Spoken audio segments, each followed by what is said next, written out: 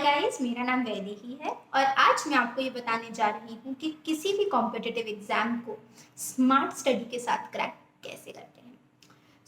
आपको सबसे पहले अपने बारे में बताती हूँ। मेरा नाम वैदी है, जैसे मैंने बताया। मैं आईआईटी खड़गपुर से पढ़ी हुई हूँ यार। मेरी आईआईटी जेई में, जो अब जेई एडवांस कहलाता है, उसमें 2119 रैंक आई थी। यार मैं बचपन से कोई टॉपर नहीं थी। ओके, मैं मेरे ना 80% मार्क्स से जाते थे, तो घर भर में मिठाइयाँ बंटती थी। कॉलोनी वाले सब आके बोलते थे, अरे वाह बच्चे के फाइनली अच्छे नंबर आ गए। ठीक है। और मेरे घर परिवार वाले भी बड़े परेशान रहते थे। तो यार हुआ ये कि मम्मी पापा ने ज़बरदस्ती कोचिंग में डलवा दिया और एक बार ना मेरी कोचिंग में लास्ट रैंक आ गई। तो मैंने सोचा यार लास्ट रैंक जितनी तो मैं गई गुजरी नहीं हूँ। अभी कोचिंग का लेवल कुछ भी हो, लास्ट रैंक इज़ बैड। तो मैंने सोचा यार अब पढ़ना तो है और मैं आलसी भी हूँ, तो मैं क्या कर सकती हूँ। तो मैंने सोचा यार मिनिमम एफर्ट और मिनिमम टाइम के साथ मैक्सिमम मार्क्स कैसे आते हैं, मेरे को ना इस आर्ट को मास्टर करना होगा। So that is what I am going to share with you. और यार तुम लोगों को कोई भी क्वेश्चंस हो या तुम लोगों के कोई सजेशंस हो तो प्लीज़ कमेंट्स में डालना and let's get started. So step number 1 is to understand your exam pattern. So there are two ends to this. Okay, एक प्रकार के एग्जाम होते हैं which have easy questions and many questions. ठीक है। Limited time ही होता है यार हर एक एग्जाम का, 3 घंटे 3.5 घंटे का होता है हर exam, competitive exam so to से। एंड दूसरे प्रकार के होते हैं कैसे, जिसमें हार्ड क्वेश्चंस या टफ क्वेश्चंस होते हैं but those are limited. Okay, तो आपको सबसे पहले समझना है कि आपका जो एग्ज़ाम है what kind of exam is it. ठीक है। अब ये इजी और हार्ड कैसे समझ में आएगा, यार ये चीज़ ना तुम्हारे दोस्त भी बोलते रहते होंगे, नहीं नहीं यार जेई एडवांस बहुत हार्ड है, नहीं नहीं यार जेई मेंस में तो ज़्यादा सवाल आते हैं, नहीं नहीं यार नीट में तो यार ज़्यादा क्वेश्चन आते हैं, नहीं नहीं यार यूपीएससी में क्या है कि बहुत हार्ड हो जाते हैं क्वेश्चन। ठीक है।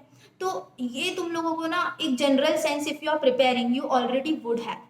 तो एक बार समझ लो यार एग्ज़ाम है किस प्रकार का, फिर उस एग्ज़ाम के बारे में सब समझ लो। व्हाट इज़ द सिलेबस, कितने क्वेश्चन एक्चुअली तुम्हें सॉल्व करने हैं। आई एम टेलिंग यू, कई बच्चों को पता ही नहीं होता है कि कितने क्वेश्चन आते हैं, 3 घंटे में करना है या 3.5 घंटे में करना है, what ever the time limit is. ठीक है। Is it equal distribution subjects और अनइक्वल डिस्ट्रीब्यूशन अमंग सब्जेक्ट्स, ये भाई सब पता करके रख लो, कॉपी में लिख लो एक बार अच्छे से।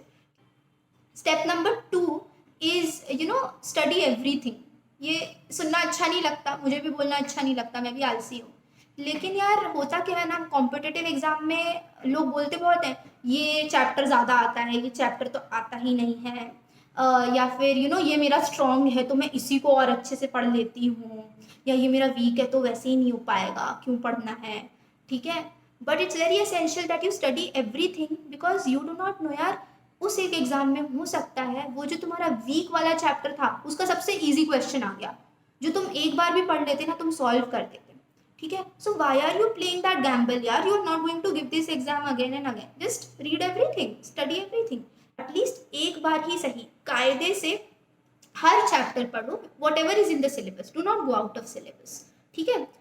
वैसे फैशन में मत रहो, मैंने तो देखो अब कॉलेज में फर्स्ट ईयर में पढ़ाते हैं वो भी पढ़ लिया यार, अगर सिलेबस में नहीं है एग्जाम में नहीं आने वाला, तो focus whatever is in the syllabus but study everything. पढ़ाई कैसे करनी है, that is my step number 3। So पढ़ाई कैसे करो उसके 2 पार्ट्स होते हैं यार। So part number 1 is you have to make notes and understand the underline concept. Underline concept क्या होता है कि कोई भी चैप्टर तुमने पढ़ा, कोई भी क्वेश्चन तुमने लगाया, उसका एक क्रक्स होता है कि हाँ इस वजह से ये ऐसा होता है, वो समझो वो वजह क्या है, आस्क द व्हाई। वो जब तुमने समझ लिया then make beautiful notes. Beautiful notes क्या होते हैं, उसके 2 कैरेक्टरिस्टिक्स होते हैं। नंबर 1 इज तुमको ना वो पढ़ के इंटरेस्ट आना चाहिए, तुम अपने नोट्स पढ़ के सो नहीं जाओ, ऐसा नहीं होना चाहिए। ठीक है। मैं अपने नोट्स गाने लिखती थी। ठीक है। क्योंकि एग्जाम डे पे ना कोई तुम्हारे नोट्स आके ऐसे देखने नहीं वाला है, बोलेगा अरे इसने इतने अच्छे नोट्स बनाए वॉट एवर, वो सिर्फ ये देखने वाले सही था या गलत था। ठीक है। If your notes are interesting enough तो तुम बार बार पढ़ोगे, तुम्हें समझ आएगा और फिर तुम सही क्वेश्चन अटेम्प्ट कर पाओगे। ठीक है। तो make notes which are super interesting. Number 2, make notes which are super easy to understand and convey the essence of the concepts that you have studied. उसमें कुछ मिस ना हो जाए, राइट। सो यार अपने नोट्स को ना ऐसे सहेज के रखो दिल के पास, और जब तुम उसको पढ़ो ना, तुम्हें एक तो एकदम चुम्मा फीलिंग आनी चाहिए पढ़ते टाइम, और तुम्हें लगना चाहिए यार ये पढ़ लिया तो मुझे सब आता है, ग्रेट। ठीक है, तो that is about making notes and understanding the concepts. Number 2 is you have to practise. So as I told you right, दो प्रकार के एग्जाम होते हैं, one is easy plus difficult, easy plus more number of questions, second is difficult plus less number of questions. So जो easy plus more number of questions होते हैं, उसमें आपको क्या ध्यान देना है कि आप ज़्यादा से ज़्यादा क्वेश्चन कर पाओ, भले ही easy to medium level of difficulty हो, लेकिन ज़्यादा से ज़्यादा क्वेश्चन आपके सही हो। उसमें while you are practising, focus on your speed, learn short tricks and make notes of that. ठीक है, and try getting as many marks as you can. ठीक है, 100 में से 90 सही करने की कोशिश करो, दैट शुड बी योर गोल। 100 में से 100 सही करने की कोशिश करो, चलो ठीक है तो that should be your goal if that is the kind of paper you are giving. If the kind of paper you are giving is something जिसमें हार्ड क्वेश्चंस आते हैं and you know you have lesser number of questions, then understand the underlying concept and always have a concept first approach, go to the short trick later on। ठीक है, इस case में क्या होगा, जैसे तुम एक ही प्रकार के 10 सवाल नहीं लगाना, 10 अलग अलग प्रकार के क्वेश्चन लगाओ, सो दैट यू नो अच्छा ये क्वेश्चन ऐसे भी दिख सकता है, ये क्वेश्चन वैसे भी दिख सकता है, ये कॉन्सेप्ट ऐसे थर्ड तरीके से भी अप्लाई हो सकता है। Because what is going to happen in the paper is कि वो 10 तरीके जो तुमने लगाए ना, उसके अलावा कोई 11th टाइप ऑफ क्वेश्चन आ गया which has the same concept that you studied before. So practice different type of questions and have a like 50-60% of accuracy me। The fourth and according to me the most important thing is to give mock tests। यार I cannot speak enough about it। ये mock test ने मेरी सारी नैया पार लगवाई थी यार। Mock test क्या होता है, बहुत सिंपल भाषा में, तुम्हारा एग्जाम 9 से 12 बजे होने वाला है हर दिन इफ़ पॉसिबल। मैं तो हफ्ते में एक बार करती थी, और जब एग्ज़ाम आया था उसके एक हफ्ते पहले हर दिन करती थी। उसी टाइम बैठो, विदाउट डिस्ट्रैक्शंस बैठो, वैसे बिल्कुल उसी मोड में बैठो जैसे तुम्हारा एक्चुअल पेपर होने वाला है। ठीक है, और बढ़िया मॉक टेस्ट दो।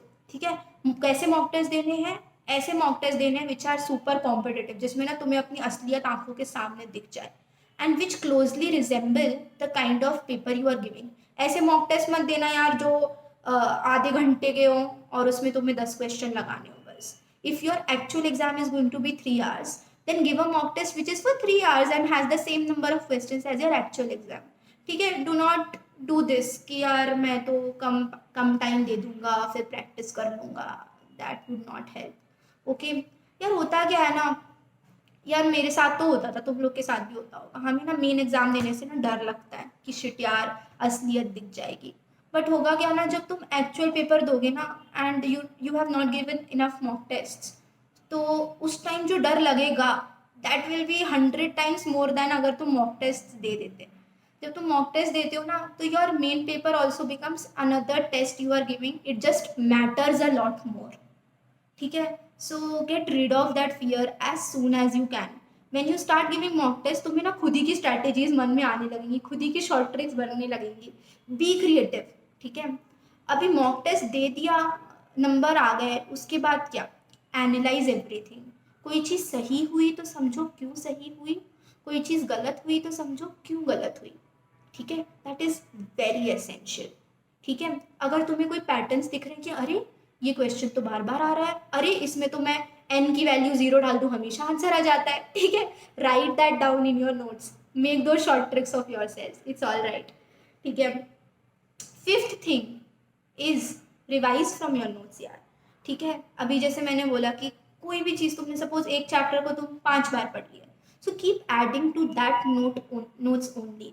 क्योंकि एग्जाम के पहले क्या होगा ना, you can not go ahead and study the entire books of 11th and 12th and whatever, but अगर आपको कहीं भी कोई सवाल आता है, you would just go and refer to your notes, right.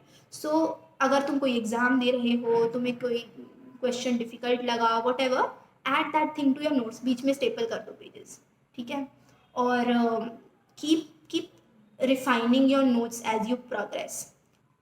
Sixth point is when you are giving a test. ठीक है, मॉक टेस्ट हो, कोचिंग का टेस्ट हो, एक्चुअल टेस्ट हो, व्हाटएवर, उस एग्जाम के टाइम पे read all the question. See this is a bonus tip, मैं तो करती थी, मुझे तो बहुत हेल्प किया। थोड़ा टाइम जाता है 10-15 मिनट, लेकिन जब you are reading these question no, ऐसा नहीं है कि मैंने एक एक चीज़ पढ़ ली, लेकिन if you have given enough exams you get an idea, ओ ये क्वेश्चन तो मैं कर लूँगा। और होता क्या है एग्जाम में ना, एक इंसान ने बैठ गए कि नहीं हमें तो डिफिकल्ट क्वेश्चन लगाना है, हम तो लगाएंगे, हम तो लगाएंगे, और फिर क्या, गाड़ी छूट जाती है। होता है उसके आगे और अच्छे सवाल होते हैं जो तुम ऐसे देख के तुमसे आंसर निकल आता देखते ही। Just because you have not read those questions you failed to attempt those, that is so sad man, ये तो होना ही नहीं चाहिए लाइफ में। ठीक है, तो सबसे पहले जाके पेपर पढ़ लो एंड मार्क कर लो कि यार ये क्वेश्चन इजी है, ये मीडियम डिफिकल्ट है, ये वेरी डिफिकल्ट है। तो जो इजी क्वेश्चन है ना उसको फट से सॉल्व कर दो और बाद में एक बार देख के रिवाइज करके शीट में भर देना। जो मीडियम डिफिकल्टी है उसमें मीडियम डिफिकल्टी जितना टाइम दो, है ना, और जो बहुत डिफिकल्ट है उसको छोड़ दो यार, एंड में टाइम बचेगा करते रहेंगे, ये तुक्का मार देंगे। And lastly, seventh and the most critical thing, इस चीज़ में ना सब मात खा जाते हैं, and this is what will help you achieve your dreams, is stay motivated. ठीक है, जो करना है करो, गाने सुनने हैं एमिनेम के, गाने सुनो, पोस्टर लगाने रूम पे, पोस्टर लगाओ, यूट्यूब पे किसी इंस्पिरेशनल यूट्यूबर को देखना है वो देखो यार, whatever you want to do. If you want to talk to a senior जिसने लाइफ में बहुत कुछ उखाड़ लिया और तुम्हें उसको देख के लगेगा नहीं यार मुझे भी इसकी तरह बनना है, वो करो। Find out your reason to be motivated. वो रिवेंज भी हो सकता है, मेरे लिए रिवेंज था, मेरे को एक लड़के ने बोला तुम कुछ नहीं कर सकती, मैंने बोला मैं तो करके दिखाऊंगी भाई। Find your reason, channel your anger, have the energy to stay motivated, feel that every day when I am waking up ना, मैं इस एग्जाम को क्रैक करने के लिए ही जगी हूँ आज के दिन, या जगा हूँ आज के दिन, व्हाटएवर। ठीक है, so find your reasons to stay motivated, और तुम्हारे रीजन से यार, कोई और तीसरा आके तुम्हें नहीं बताएगा ये रीजन होना चाहिए।